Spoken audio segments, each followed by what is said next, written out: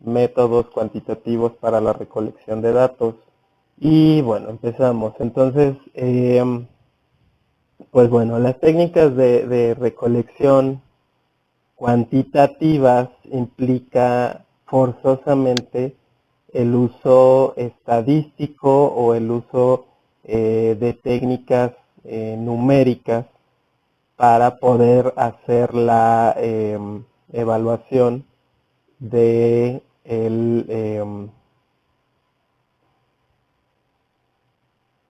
para poder hacer la evaluación de los datos que voy obteniendo a partir de los instrumentos que selecciono para recoger la información. Entonces, forzosamente, para yo poder hacer el análisis de estos de esta información que recolecto de los instrumentos, tengo que usar estadística o alguna escala numérica, etcétera, para poder hacer su análisis, ¿sí? Ok, entonces, ¿para qué me sirven? Obviamente, primero, porque estos instrumentos ya están validados y son confiables. Son válidos porque van a medir para lo que están diseñados. Entonces, ya lo había mencionado en el video de técnicas de recolección. Si yo utilicé o elaboré un test o una prueba objetiva o una escala, la diseñé de tal manera que me entregue los resultados que yo necesito obtener. No me va a dar otros resultados, ¿sí? Y es confiable porque la he utilizado dentro de las mismas condiciones en un escenario parecido, de tal manera que siempre me arroja los mismos, también los mismos resultados.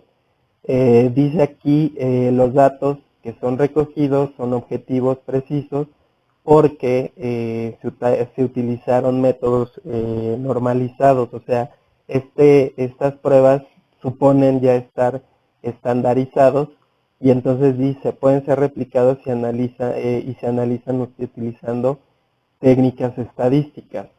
Emplea experimentación. Yo, obviamente, para validar una prueba, pues tengo que aplicarla y obviamente si no es en un laboratorio, de todas maneras, voy a tener un grupo control, ¿sí? En el cual voy a seguir teniendo que hacer un estricto control sobre los datos que estoy obteniendo para así contrastarlos, compararlos y ver que realmente me está dando los resultados que yo estoy esperando. Análisis de causa-efecto y estos instrumentos están más orientados hacia la descripción, predicción y explicación de los fenómenos o de las situaciones que estamos estudiando y obviamente lo que ya les mencioné y les recalqué, los datos tienen que ser medibles y observables. Ahora, ¿cómo se analizan estos datos cuantitativos? Vuelvo a hacer hincapié, tienen que usar la parte estadística para poder contrastar y comparar esos resultados que están obteniendo entre diversos grupos donde están aplicando su instrumento de evaluación o de perdón, recolección de datos. Y obviamente, pues bueno, hay incluso hay muchos programas ya de estadística, ya no nada más es la hoja de cálculo, sino ya hay programas de estadística que yo nada más voy alimentando con mis datos y el mismo programa me va haciendo el análisis. Entonces ya no tengo que hacer toda la programación de una hoja de cálculo, sino ya está programa, pero bueno, realmente son programas de muy alto costo y que por lo regular siempre los utilizan las empresas que se dedican a hacer marketing o que se dedican a hacer análisis estadísticos, ¿no? ¿Qué ventajas tengo? Obviamente, pues mediante, ya ustedes vieron la estadística descriptiva, pues yo al momento de que ya tengo este análisis de datos, pues ya puedo presentarlo más fácilmente dentro de algún tipo de gráfico o alguna, pues sí, algún gráfico de barras, algún gráfico circular, en donde para el lector o para la persona a la que me estoy dirigiendo sea un poco más comprensible y visible, valga la redundancia, la información, ¿sí? Obviamente nosotros al momento de diseñar el instrumento, pues vamos a elegir ciertas categorías, ¿no? Para hacer el análisis de la información, pero yo al momento de presentarla, pues ya tengo unos gráficos bonitos con colores de barras, el histograma, etcétera, para poder entregar el análisis a un lector final. Aquí dice, en la segunda ventaja, si vemos, dice, responde a las preguntas qué y cuántos respecto a las habilidades, a las actividades de evaluación y tiene resultados concretos con un sesgo mínimo dentro de los resultados que estoy obteniendo. Esto ya ustedes lo han visto cuando han llevado el análisis estadístico, por ejemplo, cuando hacen la prueba de hipótesis y todo eso, que pues ustedes quieren manejar la hipótesis con cierto grado de error, ¿no? Ahora, por el lado de las desventajas, pues obviamente esta recolección puede llevar mucho tiempo. Ejemplo claro, lo que está sucediendo ahorita en 2020, bueno, o estaba sucediendo, el censo de población, pues obviamente es todo un mes para recolectar todos los datos posibles de la población mexicana y pues si ustedes se dieron cuenta, si alguien contestó el censo o pudieron acercarse hacia la persona que censaba y escucharon las preguntas, pues es mucha información, ¿no? Habla de grado de escolarización, qué tipo eh, qué tipo de piso hay en tu casa, el uso de la luz, cuántas personas viven en la vivienda que están censando, etcétera, etcétera, etcétera, ¿no? Entonces es un compilado muy grande de datos que después se someten al análisis estadístico para poder entregar el informe tiempo después sobre el censo. Obviamente dice, puede que no responda al porqué de las actividades de evaluación, porque realmente estoy contando. Un porqué sería más eh, orientado hacia el enfoque cualitativo. Ahí sí digo los porqués. Aquí no, aquí estoy diciendo el cuánto, ¿no? De la situación que estoy evaluando. Y como ven aquí, pues se los inscribí, ¿no?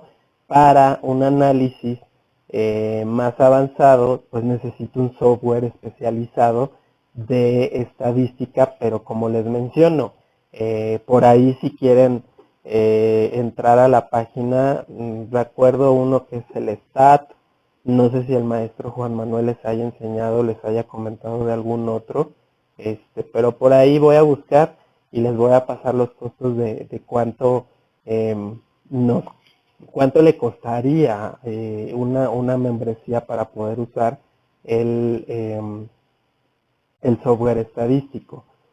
Ahora, este es digamos, el primero de todos estos métodos cualitativos. Las pruebas objetivas realmente son los exámenes que comúnmente hacemos, ¿sí? Ahí dices, es un conjunto de preguntas claras y precisas que admiten una sola respuesta correcta. Aquí obviamente ya tenemos que acotar, no aquí dentro del análisis cualitativo o estos métodos de recolección, no puedo poner preguntas como, puedo poner preguntas sí o no, falso o verdadero, pero la siguiente, por ejemplo, no puedo poner un por qué, porque el análisis estadístico no me va a evaluar ese por qué, ¿sí? Entonces, mande. No me ha salido.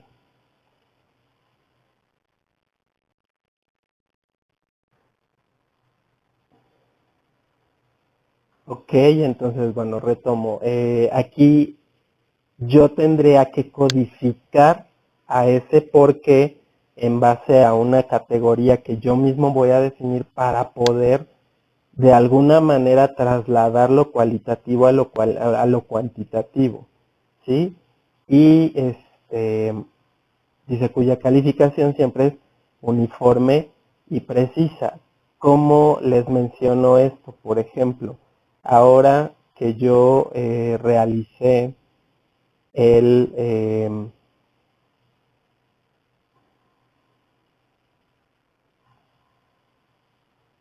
lo que les hablaba del diagnóstico, ¿se acuerdan que les mandé? Entonces, había algunas preguntas sobre el por qué, ¿sí? Entonces, si recuerdan, al final, pues yo les pedía sugerencias tanto para el asesor como para la persona, perdón, para la institución. Entonces yo lo que hice más o menos fui leyendo las respuestas que ustedes me habían dado. Entonces si se dan cuenta, yo le metí una codificación a la respuesta, ¿sí? Porque yo no puedo graficar, si se puede darme chance de hacer trabajos, o sea, eso pues obviamente no lo puedo codificar, ¿sí? Bueno, más bien no lo puedo presentar. Entonces trataba yo de hacer estas categorías, por ejemplo, videoconferencias, continuar con los videotutoriales, trabajos de manera colaborativa y más lecturas acerca. Entonces, más o menos trataba yo de englobarlas, esas respuestas en una categoría para entonces yo poder obtener estos gráficos, ¿sí? Esto yo lo traduje así muy burdamente, de lo cualitativo a lo cuantitativo para poder obtener estos gráficos, ¿sí? Entonces, esa sería la situación de transformar lo cualitativo a lo cuantitativo, ¿sí?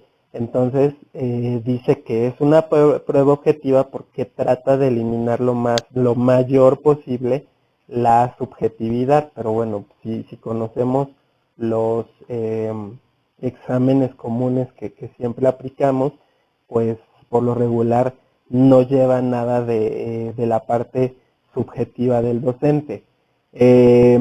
Dice, para que esto sea eficaz en la evaluación, es importante la preparación precisa de estas pruebas objetivas, y obviamente, digo, el ejemplo más claro que les puedo dar es sus exámenes de ingreso, ¿no? Por ejemplo, los exámenes del Ceneval, que son exámenes que ya están estandarizados, ya están validados, ya tienen objetividad, ya tienen confiabilidad, porque ya se han probado muchas veces, así como los exámenes de egreso, de ingreso, ya están estandarizados. Entonces yo ya sé que es una prueba que puedo confiar en ella y que me va a otorgar los resultados que yo estoy buscando, no esperando, los que yo estoy buscando, ¿no? Que es la evaluación tanto para el ingreso como para el egreso, ¿sí? Ahora, ¿cómo se elabora? Primero siempre tengo que poner instrucciones para la realización, ¿no? Si vieron, por ejemplo, ayer, aunque la prueba era en línea, de todas maneras traía sus instrucciones precisas. El formato de las preguntas, el formato de las respuestas, la selección de los contenidos que voy a incluir y la redacción de las preguntas o ítems.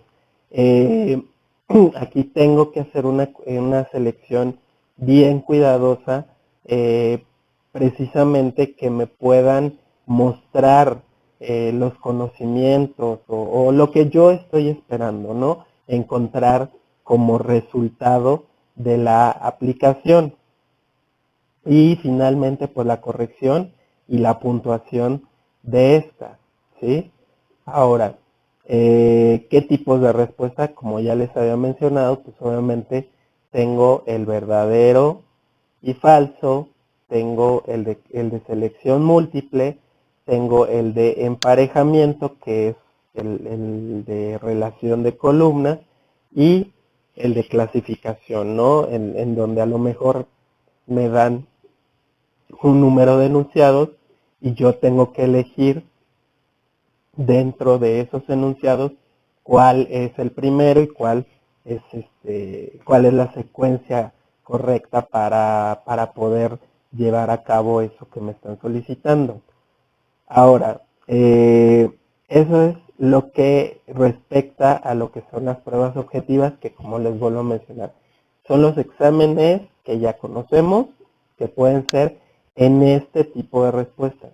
Preguntas abiertas no pueden hacer porque ya ahorita, como les enseñé en el Excel que hice yo, tendríamos que codificar las respuestas para poderlo transformar de cierta manera a lo cuantitativo. Tampoco puedo tener respuestas, bueno, sí puedo tener respuestas de relleno, pero pues bueno, finalmente la respuesta, a lo mejor cada valor de relleno, cada palabra que yo rellene en la oración, va a tener cierto puntaje, ¿no? Entonces, ahora vamos a pasar a las encuestas.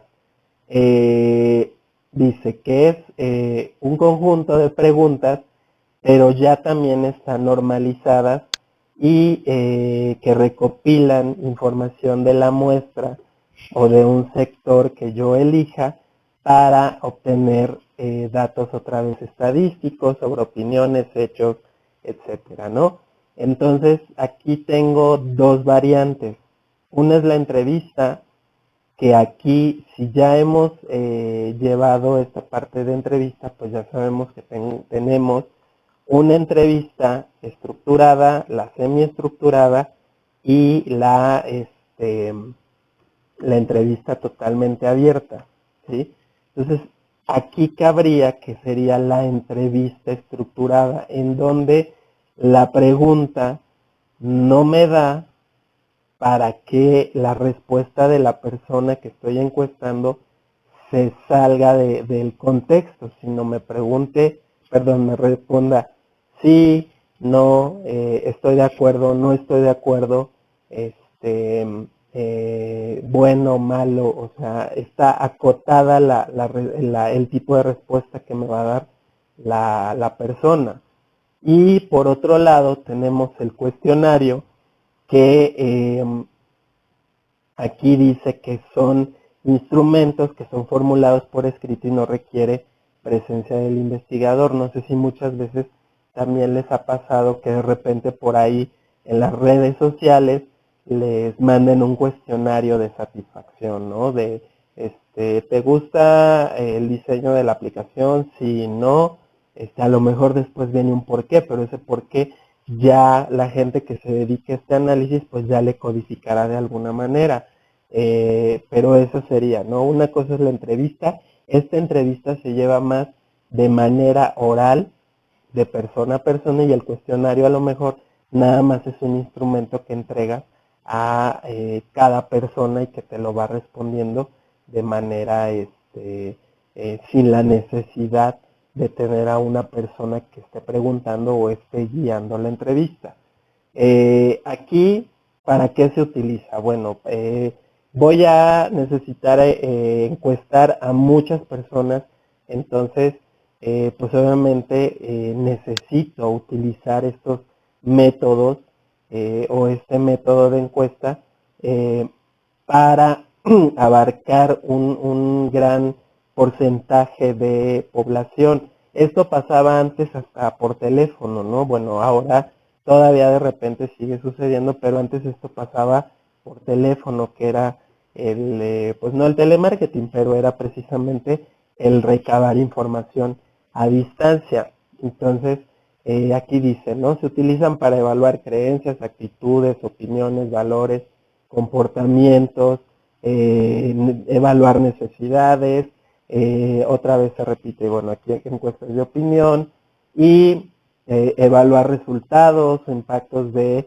programas y políticas, que supongo yo que recuerdan, cada vez que finaliza el semestre les envían una encuesta. No sé si les manden una encuesta de satisfacción respecto a la institución o de evaluación final de todo el semestre, pero sí sé que les mandan por ahí una encuesta sobre el desempeño de los docentes frente a grupo, creo. Entonces, para eso, imagínense, entonces creo una encuesta de manera estandarizada para evaluar a, pues cuántos son como 2, 4, 6, sí, son como 7, por 3, son como 12, como 3, somos como 350, ¿no? Eran como 300 alumnos. Entonces, imagínense encuestar a tantas personas contratando un equipo y que vaya preguntándoles de boca en boca. Entonces, lo que se hace, pues obviamente, masivamente creo la encuesta y, masivamente la envío a correos electrónicos y yo ya nada más lo único que hago es recibir las respuestas de esa instrumento que diseñé para recoger la información, ¿sí? ¿Cómo voy a elaborar esas encuestas? Primero que nada, pues voy a ver el contenido. ¿Qué preguntas voy a utilizar? Porque pues necesito ser bien puntual hacia qué público me estoy dirigiendo y qué es el tipo de información que voy a recibir. ¿Sí? Si estoy en un sector educativo y me interesa saber la satisfacción de los estudiantes respecto al desempeño del asesor académico, pues obviamente tengo que mandar preguntas sobre eso, ¿no? No voy a mandar preguntas sobre cómo te levantaste hoy, etcétera, ¿no? La complejidad de la pregunta, porque muchas veces hacemos tan compleja la pregunta que a veces no se entiende. Entonces tenemos que manejar un lenguaje que no sea tan técnico, ¿no? Y entonces aquí también voy a valorar si es más probable o cuál es la posibilidad de hacerle llegar esa pregunta o esa encuesta a la persona final. Si es mejor de manera oral, o sea, con un entrevistador, o si se puede mandar de manera, pues menos, de manera indirecta, por medio de un cuestionario. Y pues finalmente el tipo de encuesta, ¿no? Si va a ser anónima, si va a ser contestada con datos generales de la persona, eso ya yo lo decido. ¿Qué tanta relevancia tiene para mí conocer? Quizás en muchos casos omitimos el nombre, pero sí nos interesa saber, a lo mejor, por ejemplo, el nivel educativo o el nivel o el rango de edad en donde se encuentra. O sea, yo voy a elegir qué es lo que quiero saber a partir de esta encuesta. Yo voy a elegir qué información es la que necesito saber. Ahora, por parte del encuestado, de quién voy a recopilar la información, es esto que les menciono, hacia quién voy a dirigir, o sea, qué rango de población voy a entrevistar para que me entregue la información. Obviamente, un ejemplo muy rápido, ¿no? Si quiero hablar de tecnologías digitales, pues obviamente mi campo sería de chicos y chicas entre 15 a 25 años, ¿no?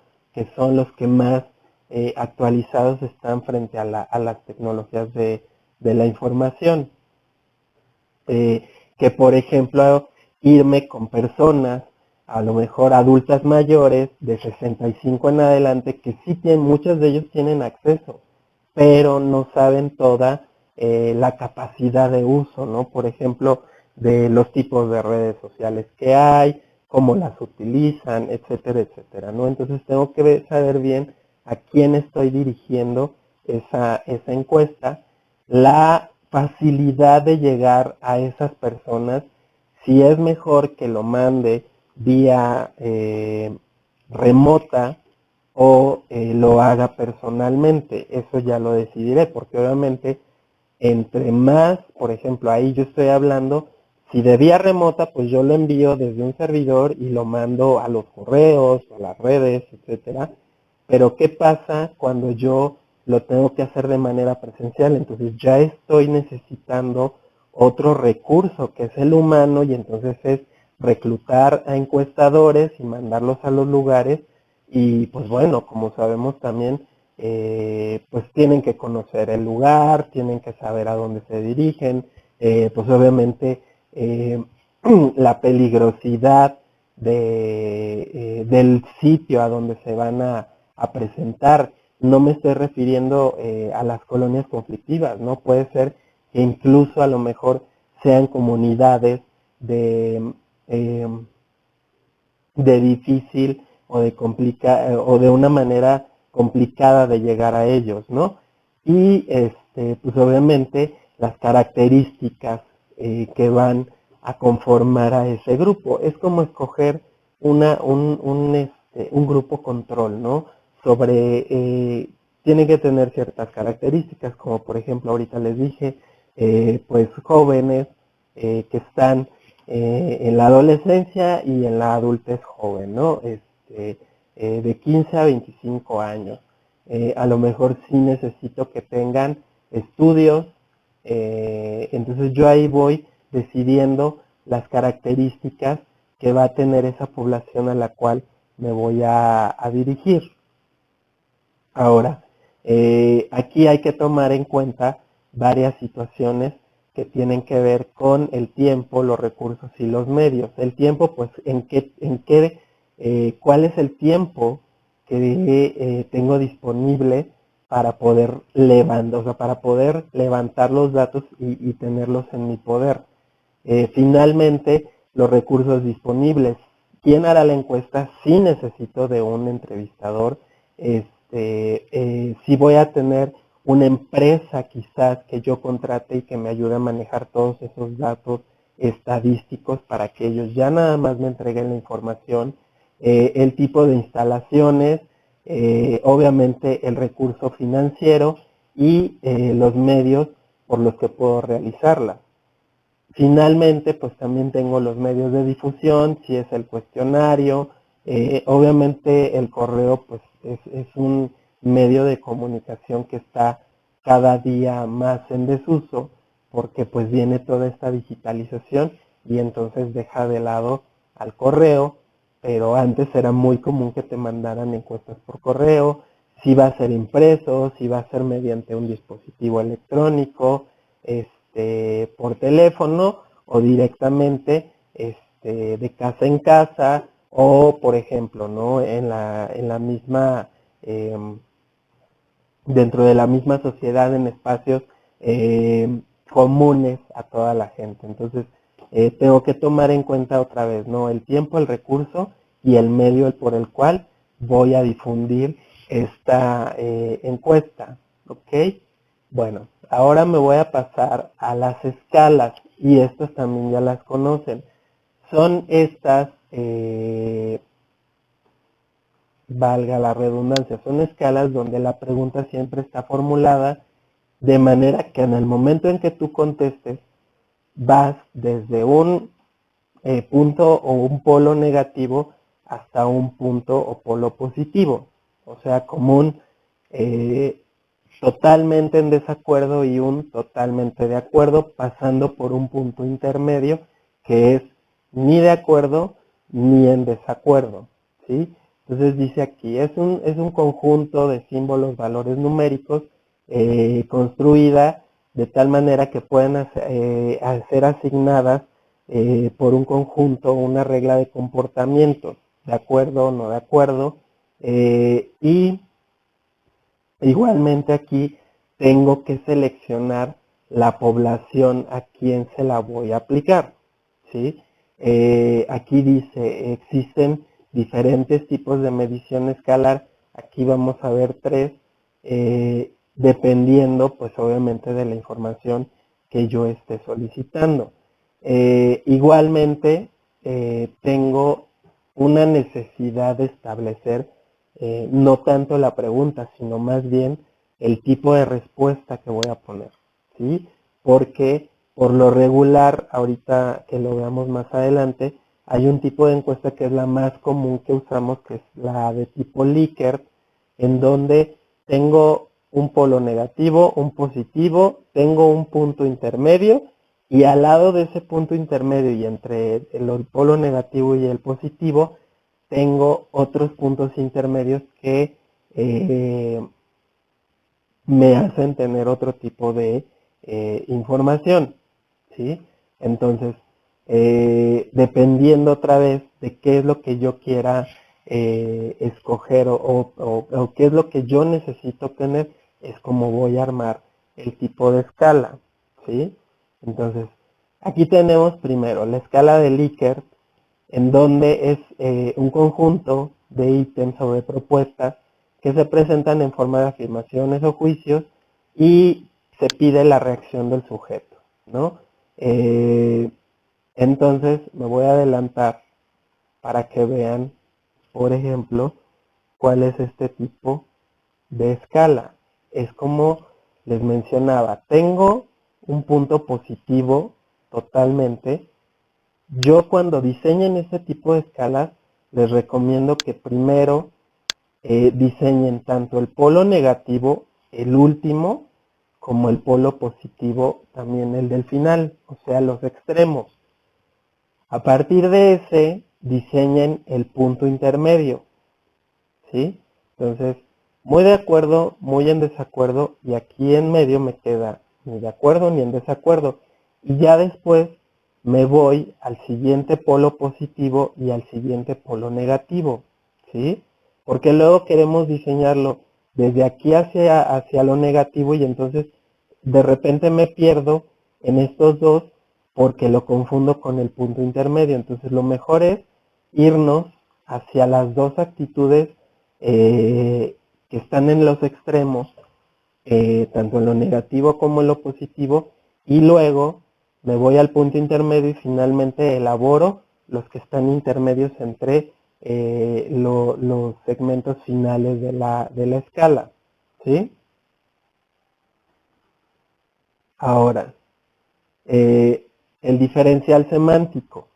Entonces aquí se trata de escoger entre adjetivos que igualmente me piden que escoja yo en base a la pregunta una reacción, ¿sí? Ese sería el diferencial semántico. Entonces, este diferencial, supongo yo que por ahí quizás ya hemos tenido la suerte de ver el test, me parece que es el de, creo que sí lo hicieron ustedes, no recuerdo ahorita el nombre, pero bueno, aquí lo van a ver en portugués, pero aquí veo, ¿no? Por ejemplo, tengo un cierto tipo de escala aquí, no Likert, pero tengo una escala también de valores hacia dónde está más inclinada la persona. Entonces aquí sería un punto neutral. Acá sería un punto que me voy hacia, por ejemplo, ¿no? Aquí le están preguntando, ¿no? Quizás si es no sé, no están preguntando forzosamente hacia una cuestión de diferencia en sexos, ¿no? A lo mejor puede ser que te estén preguntando sobre qué tipo de interés o no sé, de ropa o algo así, no puedo ahorita, ¿no? Aterrizar un ejemplo, pero aquí te van diciendo, bueno, a lo mejor qué tan frío, qué tan cálido es tu trato.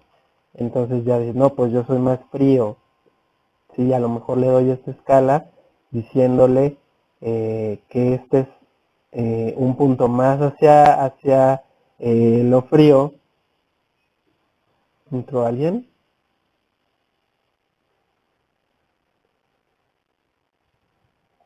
Ok.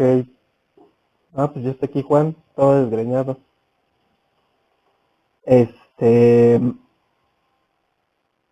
Luego, por ejemplo, ¿no? ¿Qué tan serio o qué tan divertido eres? Bueno, pues soy más serio. ¿De qué manera son tus pensamientos? ¿Complejos o simples? ¿Qué tan claro eres al expresarte? ¿Sueles expresarte de manera clara o confusa? Y entonces, este sería el diferencial semántico, ¿no? O sea, aquí sí voy escogiendo también las palabras que voy abordando o que le voy otorgando al encuestado para que él me vaya dando la respuesta que estoy esperando, ¿sí? Y finalmente la Goodman, que dice, se basa en el principio de que algunos ítems indican en medida la fuerza o intensidad de la actitud. Entonces aquí yo tengo un ejemplo de Goodman que nos va a ser difícil de entender, ¿sí? Porque no tenemos las preguntas, ¿sí? Pero aquí supondría que obviamente tengo diferentes tipos de reacciones, ¿no? Entonces, aquí estoy hablando se las tendría que mostrar y no tengo ahorita, se me olvidó por completo preparar ese material, en donde si ven, se van rellenando las declaración 1, 2, 3, 4 y 5. Y entonces, quizás yo encueste a lo mejor a 21 personas y a lo mejor esta persona 21 no se quedó conforme con ninguna de las declaraciones. Entonces, supongamos que aquí todas estas dicen no. La persona de la 17 a la 20 está de acuerdo en estas dos. La persona de la 14 a la 16 está de acuerdo en la 1 y en la 4. Las personas de la 11 a la 15 están de acuerdo en estas tres. Entonces yo voy ahí también teniendo un vaciado de datos según lo que yo voy obteniendo de las respuestas de los encuestados, ¿no? Entonces aquí sería la declaración de 5 personas están de acuerdo, podríamos decirlo así, con las 5 preguntas. A lo mejor de la persona 6 a la 10 están de acuerdo en las primeras 4. De la 11 a la 15 en las primeras 3 y así se va haciendo el salteado, ¿no? A lo mejor hasta llegar a las 21 personas encuestadas. Pero puedo tener aquí incluso, ¿no? A lo mejor otra variante. Por ejemplo, en otra persona que hubiese tenido, pero no me puedo salir de esta escala, ¿no? Yo aquí estoy diciendo que encuesté a 21 personas, pero a lo mejor pude aquí haber tenido otra persona que me dijo, por ejemplo, que me contestó nada más esta, y entonces es otra declaración, ¿sí? Pero siempre tengo que tener en cuenta el número de personas que estoy eligiendo. Entonces, espero que haya comprendido, que se haya quedado comprendida esta escala o estas escalas. Sobre todo, les recomiendo usar lo que es Likert, porque pues es el tipo de escala que más comúnmente estamos acostumbrados a usar, ¿sí? Y les recuerdo, primero hay que definir el polo positivo, el polo negativo, el polo neutral o intermedio, y luego elaborar los que van al lado del punto neutral de la Likert, ¿ok? Ahora, les va a sonar repetitivo, pero bueno, está también está el cuestionario, que es igualmente, es todo un conjunto de preguntas para obtener información. Puede ser autoadministrado, lo puedo utilizar por medio de un encuestado y por diferentes vías. Vuelvo a mencionar el correo porque, bueno, está en desuso, pero todavía se siguen usando los medios de persona a persona, y entonces el correo es uno de ellos. Obviamente el telefónico es exactamente igual, la entrevista cara a cara y la vía electrónica, ¿ok? Entonces aquí me voy un poquito más rápido. Son utilizados cuando el recurso económico es limitado y necesito obtener mucha información de las personas. Eh, Necesito obviamente también para mantener la privacidad de los participantes. Aquí sí voy a mantener la privacidad de los participantes eh, por cuestiones de necesidad de anonimato o por cuestión, ya sabemos, del tratamiento de los datos que tienen que ser confidenciales. Y si vemos, pues aquí tenemos un ejemplo, dice, no se ve muy bien, pero bueno, dice, ejemplo de cuestionario de preguntas cerradas. Subraya la respuesta correcta. ¿Hace uso permanente del Internet de la URLAP? Sí, no. Si su respuesta fue afirmativa, siga contestando. El acceso a navegación y consultas de manera rápida y sencilla. Esta parecería, dice siempre, casi siempre, algunas veces, nunca. Aquí me faltaría un punto neutral para que fuera un leaker, pero bueno, este también lo puedo eh, considerar como leaker, y etcétera, ¿no? Y así continuamos contestando todas las preguntas del cuestionario, ¿sí? Igualmente, como la entrevista, pues tengo que definir el objetivo del cuestionario, seleccionar cuántas personas voy a entrevistar y qué tipo de personas voy a entrevistar. Las preguntas tienen que ser claras, necesito ser bien claro para obtener los resultados que estoy esperando. Aquí decidir si se utilizan preguntas abiertas o cerradas. Voy, más bien aquí yo cometí el error, tienen que ser cerradas, porque si no, entonces la pregunta queda abierta y entonces me da para que la persona se exprese y entonces yo estoy buscando que se manifieste a lo mejor dentro de una escala o dentro de un sí, no, falso, verdadero, etcétera. Eh, Incluir preguntas demográficas, obviamente, para verificar que estoy dentro del rango de la población que yo estoy necesitando entrevistar. Obviamente, un orden lógico de las preguntas. Hacer un ensayo del cuestionario, a lo mejor aplicarlo para ver si la persona a la que se lo aplico es claro lo que le estoy preguntando, que aquí está que la realización de un pilotaje del cuestionario y explicar, ¿no? Los procedimientos para el uso de este cuestionario. ¿Ok? Ahora, eso es respecto al cuestionario, que es como una entrevista, etcétera, ¿no? Ahora me voy a las listas de cotejo. Aquí es muy fácil utilizar la lista de cotejo y a lo mejor muchos de ustedes ya la han utilizado. Es un documento que me dice, ¿está presente o no está presente? ¿Qué?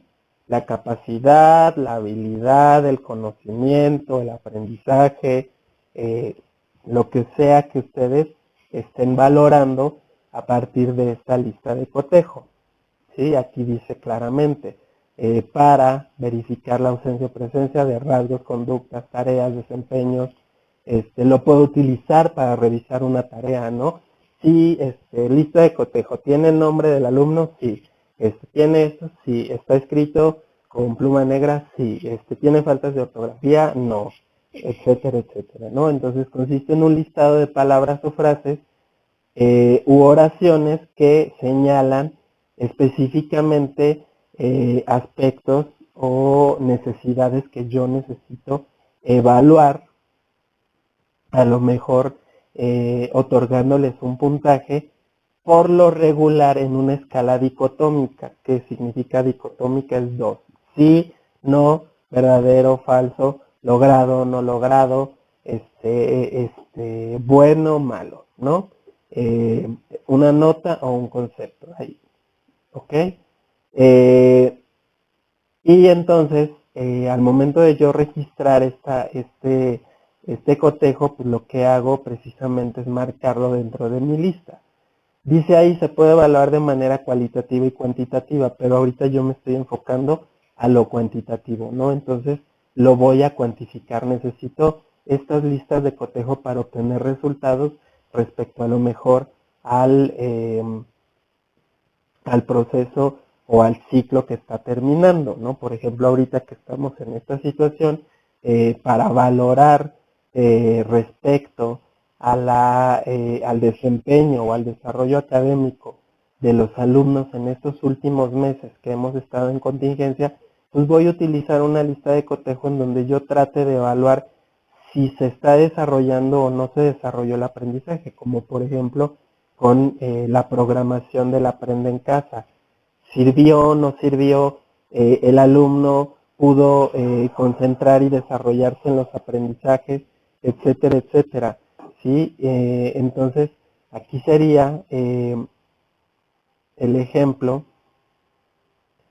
de la lista de cotejo en donde, fíjense, ¿no? Aquí sería el indicador, ¿no? Lo presenta, no lo presenta, el valor del indicador y la sugerencia. Entonces tendré aquí, por ejemplo, la portada contiene título de la práctica, tema, materia, etcétera. Presenta, no presenta, entonces aquí ya marco con una X, con una palomita, y a lo mejor le faltó algo, etcétera. Entonces aquí en sugerencias pues le pongo, ¿no? La observación. El objetivo de la práctica es incluido, si no lo presenta o no lo presenta, vale un punto, y al final pues obviamente yo voy a obtener una calificación de puntuación total y el alumno o la persona se va a llevar una observación del instrumento, ¿no? A lo mejor tiene dudas respecto a qué es lo que me faltó o por qué en lugar de sacar 5 saqué, aquí sí tenemos que tener en cuenta, aquí vale 5, él lo presenta, si no lo presenta, este 5 se anula y se pone la observación. Dice, emplea instrucciones adecuadas en la codificación del programa de acuerdo a la sintaxis del lenguaje C. Aquí estamos hablando de informática. Entonces, aquí dice, sí, sí lo presenta. Entonces, pues obviamente lo voy a marcar y entonces va a valer 5. Si no lo presenta, este 5 no vale y le pongo la observación. No se presentó la codificación en lenguaje C, ¿sí? Entonces, eso sería la utilización. Aquí dice, su propósito es verificar la ejecución de un proceso mediante la observación, ¿no? Esto sería la utilización de la lista de cotejo, ¿sí? Dice, es un mecanismo de revisión para ver ciertos indicadores y la revisión del logro o la ausencia del mismo. Entonces, aquí por ejemplo, ¿no? Esto era muy usado en el enfoque de competencias, ¿sí? Esto era muy usado en el enfoque de competencias para ver si la competencia se había desarrollado. Creo que nada más había tres ítems o tres valoraciones que era desarrollado por desarrollar, y creo que por ahí en el preescolar todavía lo usan, desarrollado por desarrollar, y me parece que es en desarrollo, algo así, ¿no? Que es precisamente en base a actitudes y otras cosas. Ok, ¿cómo la voy a elaborar? Necesito ver qué es lo que voy a evaluar, qué rasgo voy a evaluar, definir ese rasgo o esa competencia o esa habilidad, etcétera, ¿no? Lo que ustedes vayan a evaluar. Después voy a seleccionar los indicadores que se van a incluir a observar, elaborar indicadores observables a partir de esta definición, o sea, aquí, ¿no? Aquí está el indicador, ¿sí?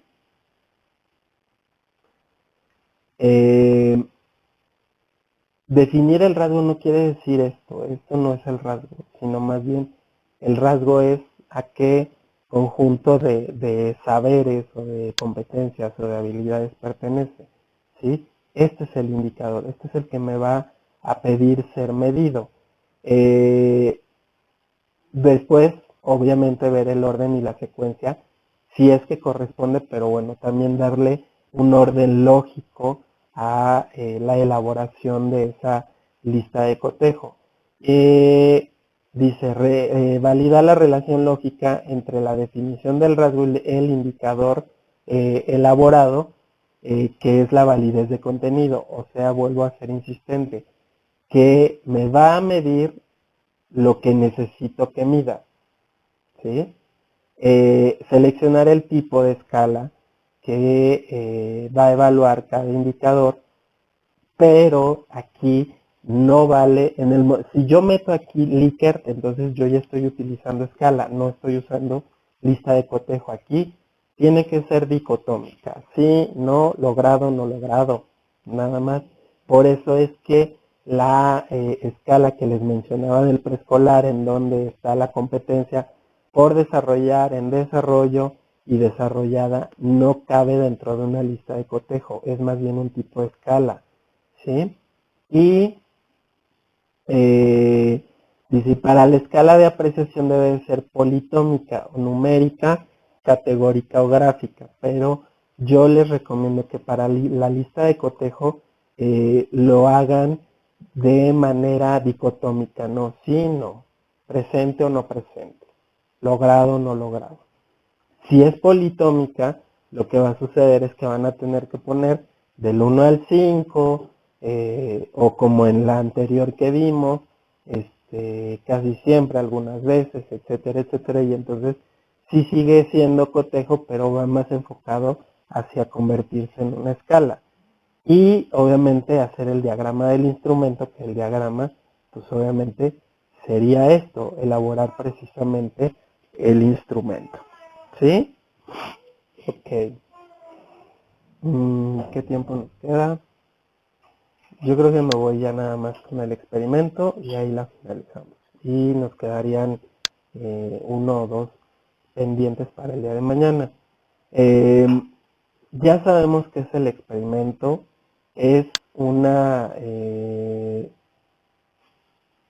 riguroso paso del método científico. Entonces, aquí ya sabemos que es donde yo estoy manipulando variables y pues voy a obtener resultados a partir de esa manipulación. Por lo regular, siempre estoy en situaciones de control de grupo. Tengo un grupo control y tengo al grupo al que se le aplican las variables independientes para ver precisamente los efectos que estas causan a ese grupo que estoy metiendo o que estoy utilizando como grupo experimental, grupo control, grupo experimental, ¿no? Entonces, obviamente ya sabemos que es para revisar estímulos, etcétera, tratamientos ahorita, por ejemplo, pues que estamos ante esta necesidad de encontrar una vacuna o un tratamiento eficaz para el contagio por el coronavirus.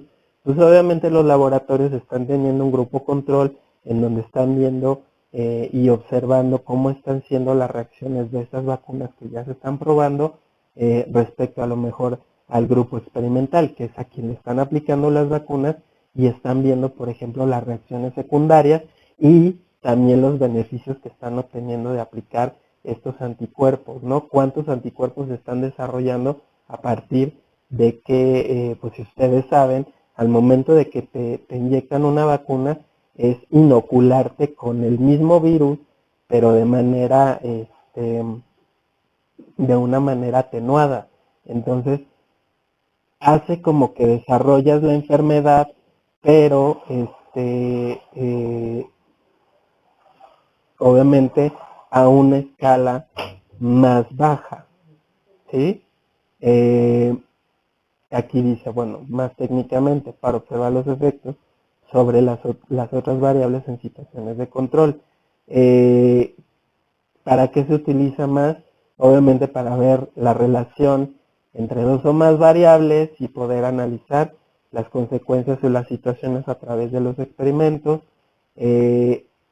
Ahora, tengo ciertas limitantes. Obviamente, para hacer una experimentación rigurosa tengo que tener un laboratorio. Si no, pues es complicado, bueno, por lo regular, ¿no? Para hacer estos experimentos.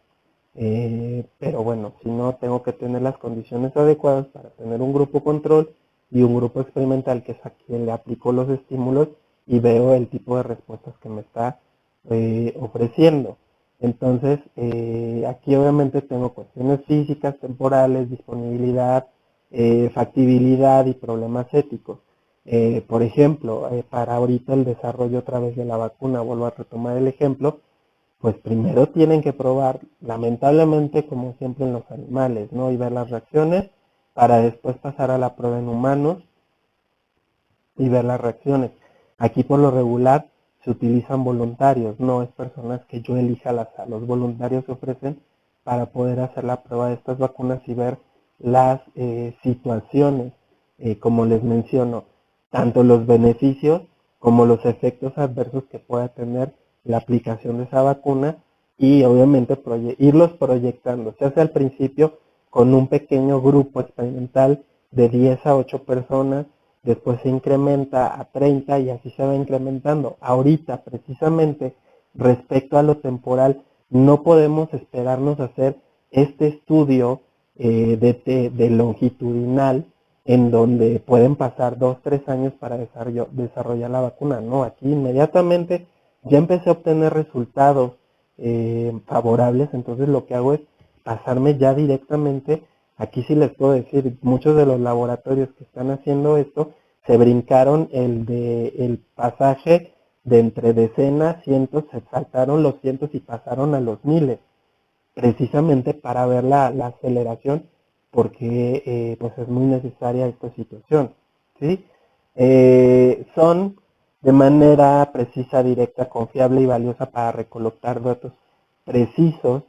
¿Y para qué nos sirve? Obviamente, pues un experimento para rechazar o validar una hipótesis, ¿no? En este caso sería la vacuna X contra el coronavirus, ¿funciona o no funciona? Tiene, bueno, digo, esto es burdamente, ¿no? ¿Funciona o no funciona? ¿Qué efectos contraproducentes tiene? ¿Qué efectos benéficos tiene, no? ¿Qué experimentos tengo? Tengo los tipos de experimentos. El grado de control aquí es mínimo. No hay sujetos al azar. Entonces es difícil calcular bien las relaciones entre la variable dependiente y la independiente. Obviamente, pues al tener esta situación de mínimo control, pues obviamente pierdo validez, ¿sí? Pierdo validez en cuanto que va a medir lo que yo quiero, ¿sí? No puedo establecer con certeza la causa o la causalidad, no cumple los requisitos de un verdadero experimento, porque recuerden que yo necesito reunir ciertas condiciones muy específicas y especiales para que se pueda considerar experimento. No hay manipulación de la variable independiente y aquí obviamente el diseño no tiene varios grupos de comparación, como en este nivel que ya les estoy diciendo macro, por ejemplo, de la vacuna, en donde se saltaron de las decenas, se saltaron los cientos de personas y se fueron a los miles. Sí, pero aquí en los miles obviamente voy a tener el grupo 1, 2, 3 y 4, porque para obviamente estar observando sobre todo las reacciones secundarias a la vacuna. Eso sería lo más importante. Y no tiene fuentes de validación interna porque carece de confiabilidad y validez, ¿sí? Porque no sé si me va a medir lo que estoy pretendiendo que mida. Ahora, El cuasi experimento, casi así, es casi experimento, es un poco más avanzado que el pre-experimento. Aquí sí puedo manipular ya un poco más la variable independiente respecto a la dependiente y ver qué efectos son los que está causando. Igualmente aquí la situación donde pierde un poco la calidad del experimento es porque no tengo este muestreo aleatorio, no lo tengo al azar. Por ejemplo, en este caso que estamos sobre la vacuna, son voluntarios, sí son al azar, pero de cierta manera pues es un poco intencional la muestra que estoy escogiendo, ¿sí? Dice aquí que estos grupos no son equivalentes emparejados, sino que estaban formados antes del experimento. Entonces, yo solicito la intervención de personas con ciertas características. Entonces, de cierta manera estoy manipulando la muestra. Entonces, por eso carece un poco de la validez. ¿Sí? Aquí lo que estoy haciendo es buscar evidencias para eliminar la amenaza de la validez interna. Entonces, aquí ya me estoy acercando más al experimento formal. Entonces, tengo que pasar por una fase de pre-experimento, después por la de cuasi-experimento, y ya me voy a la de experimento puro, que sí sería esta aplicación de la vacuna a miles de personas con cierto grado de control, en donde carece, yo podría decir, un poco la parte de la validez, en donde en la formación de grupos, de cierta manera, o sea, sí es al azar porque estoy pidiendo voluntarios, pero de cierta manera también estoy a lo mejor rechazando dentro de esos mismos voluntarios y entonces yo estoy metiendo mi subjetividad y estoy eliminando personas que quizás no me puedan servir para entregarme los resultados que estoy esperando. Entonces aquí sí tengo la manipulación total de las variables independientes y precisamente esta es la variable independiente, la supuesta causa de la relación entre estas variables. Y aquí dice, ¿no? Se utiliza algún tipo para una intervención o un tratamiento. Entonces aquí ya vemos cómo entonces lo que les estoy mencionando del ejemplo que estamos tomando de la vacuna ya toma más forma para poder para poder externarlos los resultados sobre la efectividad. Por ejemplo, primero, obviamente quiero saber la efectividad sobre la creación de anticuerpos sobre los pacientes que son inoculados con la vacuna.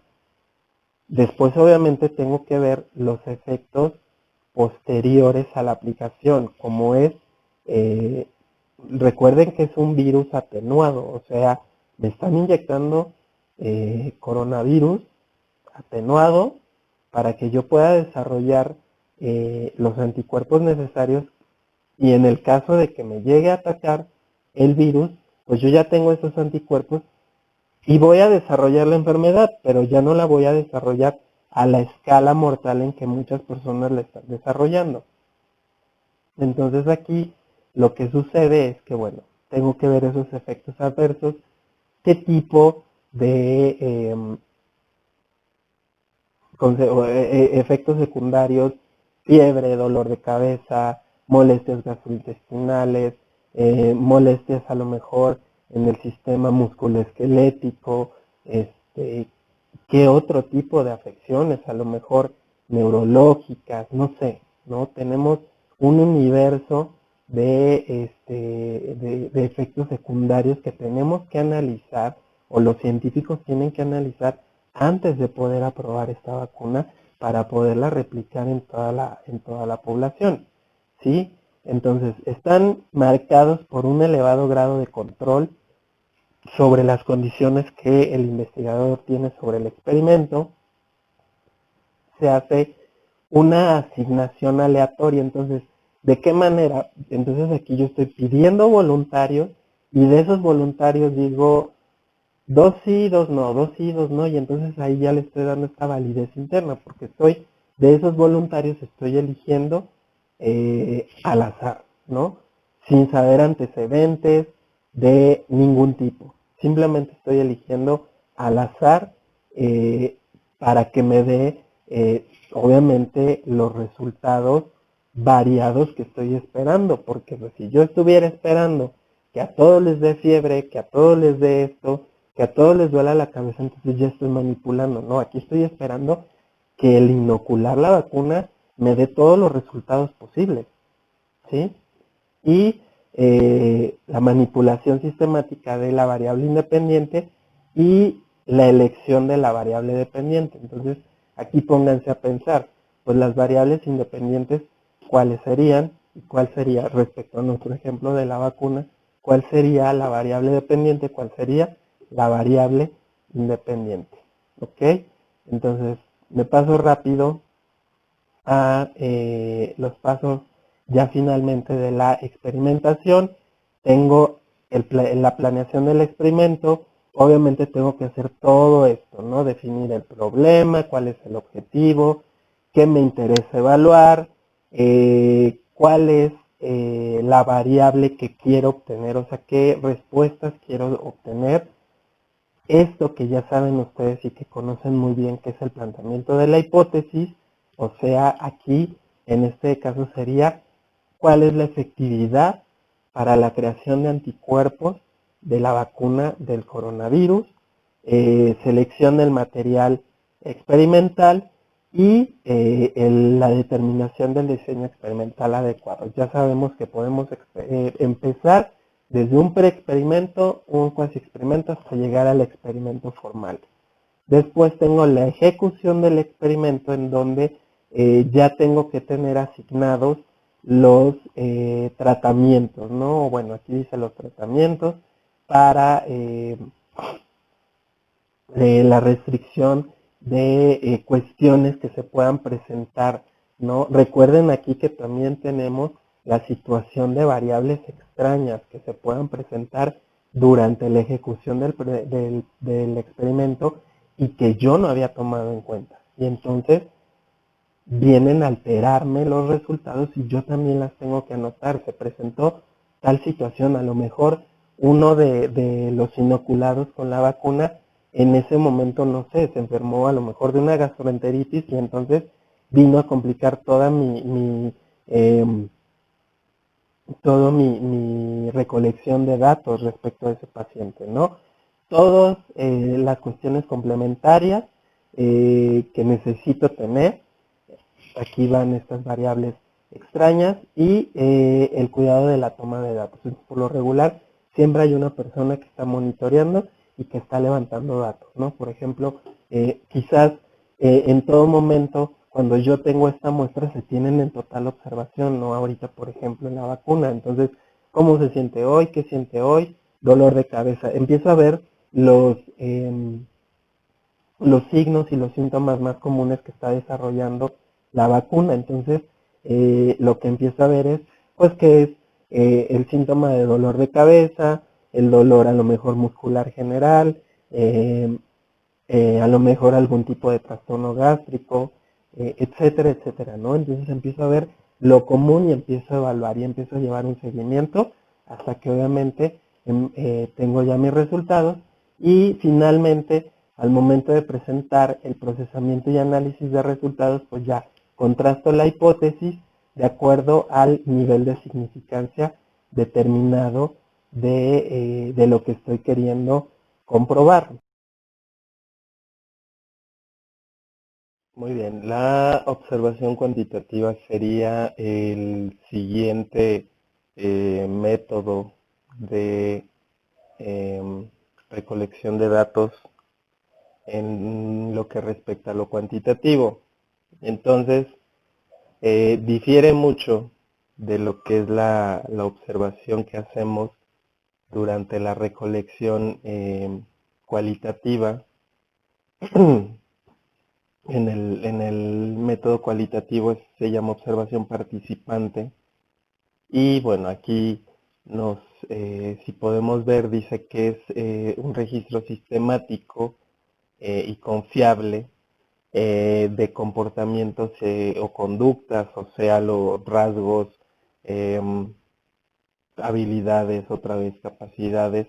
Aquí por lo regular obviamente lo voy a quizás complementar con alguna de las otras técnicas que ya vimos anteriormente, una lista de cotejo o una escala precisamente para medir, porque recordemos que lo que nos interesa aquí dentro de la parte cuantitativa es los datos numéricos que podemos cuantificar por medio de la estadística. Entonces, dice aquí, suele no ser participativa, lo que les comentaba entre la diferencia entre lo que es cualitativo y cuantitativo, porque no hay interacción entre el investigador y quien está siendo observado o esta persona que está siendo estudiada. Tiene que ser estructurada y pues bueno, se clasifica, ordena y relaciona los datos que se van a estudiar. Entonces también tengo que hacer una planeación de qué es lo que voy a observar. Por eso les vuelvo a comentar, lo más conveniente, o bueno, lo más usual es combinarla con otro método de recolección cuantitativa. ¿Por qué se utiliza? Entonces, puedo ver, pues para entender una situación en particular y puntualizar bien sobre lo que estoy observando. Por eso es más planificado, por eso aquí es muy acotado. Cuando, como les mencionaba, estoy recabando datos sobre conductas, sobre situaciones entre un grupo, para poder observar el comportamiento en general, como lo pudimos observar ayer en las escalas, o sobre todo en las listas de cotejo en donde les mencionaba, ¿no? Se presenta o no se presenta la conducta, etcétera. Cuando necesito saber algo de algún entorno, de algún ambiente en específico físico, igualmente puedo diseñar una observación cuantitativa y también al final aquí vimos cuánto los datos particulares no son un medio para poder yo analizar esos datos. Entonces, aquí está, ¿no? Enmarcado. Cuando las personas no me pueden dar datos a través de estos cuestionarios, pues tengo que hacer, como no es participante, el, como la persona o el individuo no se está percatando que lo estamos observando, bueno, eso sería lo ideal.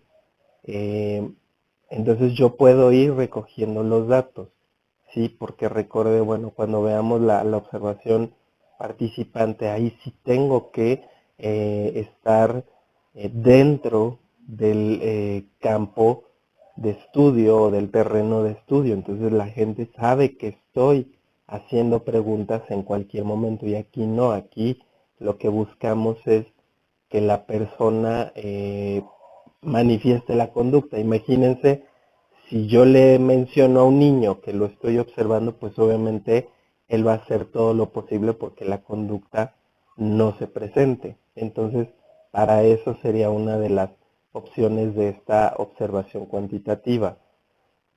Ahora, ¿cómo vamos a realizar este sistema de observación? Primero definir qué es lo que voy a observar, ¿no?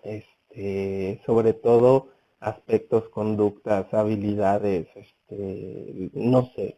Debo de definir bien qué es lo que voy a observar.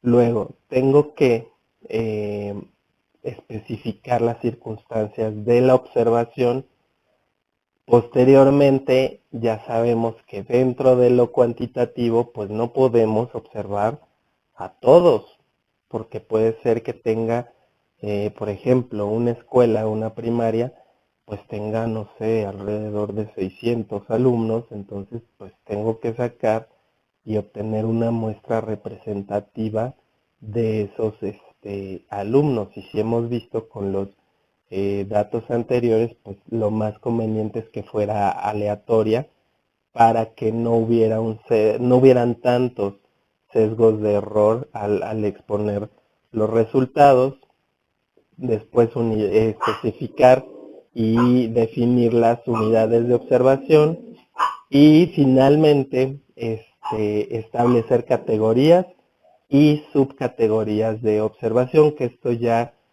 también viene de parte de del análisis y la interpretación de datos. Ok, ¿qué voy a hacer para analizar el tratamiento de los datos? Entonces, vuelvo a recurrir a los sistemas estadísticos, pero un previo paso es que yo tengo que categorizar, como les mostré ayer en la hoja de Excel. Yo codifiqué incluso, ¿no? Bueno, más bien categoricé. Codificar es otra previo a de la categorización. Entonces yo categorizo los datos para poder, ahí yo lo hice con datos cualitativos, pero en este caso tengo que categorizar mis datos para no estar confundiendo cuando yo hago uso del programa estadístico, o incluso si no uso equipo de cómputo y me voy a la parte pues prácticamente pues manual, numérica, pues igualmente esta categorización me va a servir para no estar perdiendo tiempo y poder agilizar y obtener mis datos numéricos. Ahora, la entrevista estructurada. Aquí van a tener que ser bien, fijarse muy bien, porque tenemos, hagan de cuenta que esto se repite tanto en lo cualitativo como en lo cuantitativo, nada más que sí difiere una y otra. Aquí, esta entrevista estructurada, primero tengo que hacer un guión completo. Ahí dice, es una guía predefinida de preguntas específicas que se planean en cierto orden para yo irlas preguntando y presentar pues obviamente este orden lógico que se vaya dando una secuencia, ¿no? Y una consistencia, dice aquí, de una situación a otra.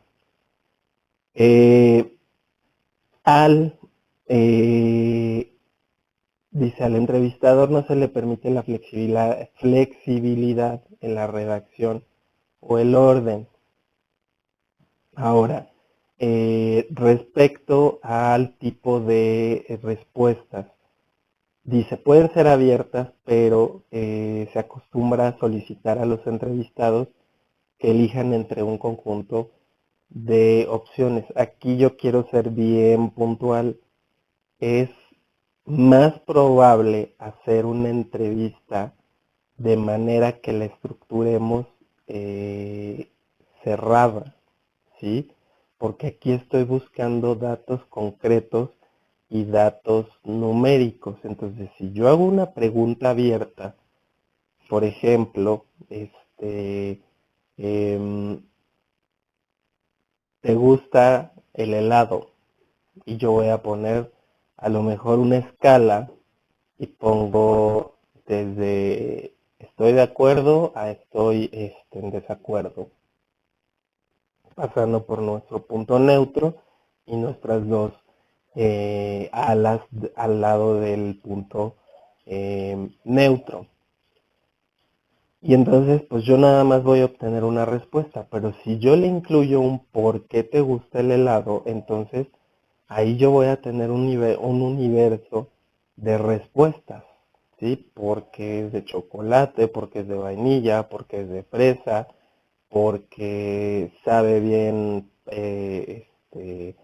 porque me ayuda para cuando hace calor. Entonces imagínense todas las respuestas que voy a tener que categorizar. Por eso es más conveniente el uso de preguntas cerradas, quizás semiestructuradas, quizás, pero es más común el uso de preguntas cerradas en la entrevista cuantitativa. Dice, tienen la ventaja de permitir una codificación y un análisis cuantitativo. Por eso vuelvo a esta insistencia de las preguntas cerradas, ¿no? Que donde no le permito a la persona que estoy entrevistando salirse de ese guión, ¿sí? Yo voy a controlar la entrevista. Aquí, bueno, vamos a ver la semiestructurada en donde igualmente tienen flexibilidad de preguntas adicionales, como el por qué, pero aquí entonces ya estoy mezclando un poco lo cuantitativo con lo cualitativo. Entonces, yo voy a utilizar la parte cuantitativa para medir o para proponer estos datos estadísticos. Lo que le permite obviamente a la persona es tener una mayor libertad de responder, ¿sí? Pero, por ejemplo, en un porqué pueden haber un número de posibilidades, ¿sí? Ahora, ¿qué pasos voy a utilizar? ¿Sí? Entonces, primero voy a hacer la elaboración de una guía de entrevista o el cuestionario precisamente. Luego tengo que observar, ¿no? Que lo específico de esta entrevista pues va a variar dependiendo del tipo de entrevista que se lleve a cabo. Aquí tengo que, obviamente tengo que desarrollar todas las preguntas en cierto orden y después llevo a cabo un sondeo para poder, es como un pilotaje del guión de la entrevista para precisamente poder observar si está bien estructurada la entrevista antes de aplicarla directamente con las personas finales que voy a entrevistar. Y dice aquí, para que una entrevista semiestructurada incluye temas específicos que se tratarán en la entrevista y también se pueden incluir algunas preguntas, ¿no? Ahora me voy con el siguiente paso, que es el no seleccionar la muestra a quien voy a realizar la entrevista y pues tiene que ser representativa. Ustedes ya saben hacer esta selección para que la muestra pues represente la mayor parte de opiniones de una población.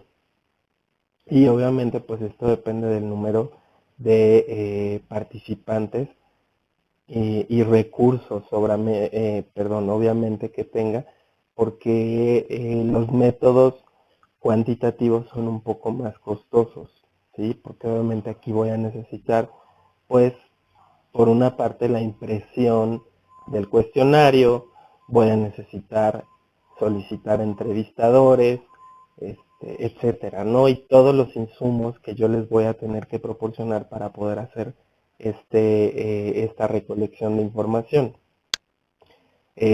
Capacitar a los entrevistadores, si es que voy a necesitarlos, pero bueno, imagínense tener que entrevistar a 300 personas, pues obviamente voy a tener que solicitar ayuda, garantizar la confidencialidad.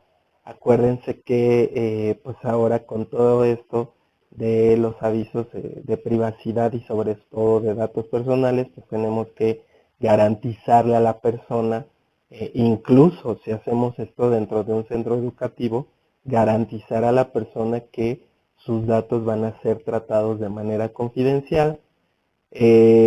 Como les dije, hacer un pilotaje de esta entrevista, ver cómo funciona y cómo fluye previo a ya realizar formalmente el levantamiento o la recolección de la información para evitar confusiones o malas interpretaciones y poder corregir antes la entrevista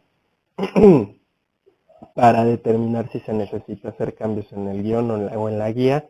Y finalmente, bueno, después del pilotaje aplico la entrevista y ya tengo mi recolección, análisis y síntesis de los datos de la entrevista, ¿sí? Entonces, aquí está la bibliografía